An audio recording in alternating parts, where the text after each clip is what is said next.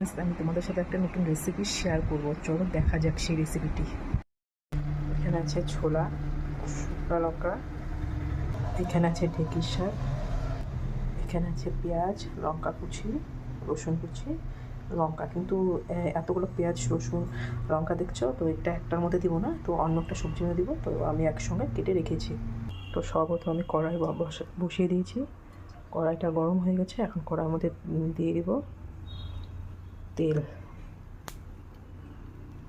তো দেখো কড়াইটা গরম হয়ে গেছে, তেলও গরম হয়ে গেছে। এখন তেলের মধ্যে দিয়ে দেবো শুকনো লঙ্কা, তারপর দিয়ে দেবো রসুন কুচি, তারপর দিয়ে দেবো পেঁয়াজ কুচি,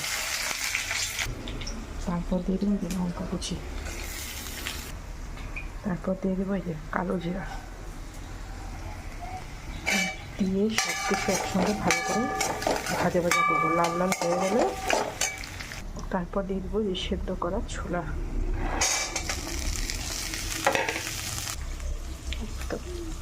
তারপর দিয়ে দেবো লবণ, স্বাদ মতো লবণ দিয়ে ভালো করে ভাজা ভাজা করে নেবো। দেখো ভাজা ভাজা হয়ে গেছে, এখন দিয়ে দেবো শাক, এরপর দিয়ে দেবো হলুদ, এরপর গ্যাসটা কমিয়ে আমি ঢেকে দেবো। কিছুক্ষণ পর ঢাকনাটা খুলে দেখো ভালো করে লাল করে ভেজে নিতে হবে। ভেজে নিলে তৈরি হয়ে যাবে সুন্দর করে ছোলা দিয়ে ঢেঁকির শাক।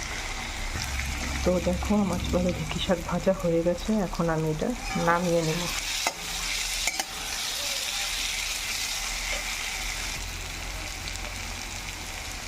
তো দেখো এই আমার ছোলাতে ঢেঁকি শাক ভাজা হয়ে গেছে। তো তোমাদের কেমন লাগলো কমেন্ট করে বলো। তো আমার হাজব্যান্ড এটা খেতে খুব ভালো লাগে, তোমরা এইভাবে একদিন বানিয়ে খেও, তোমাদের নিশ্চয়ই খুব ভালো লাগবে। তো আজকের ভিডিওটা কেমন লাগলো কমেন্ট করে জানাবে।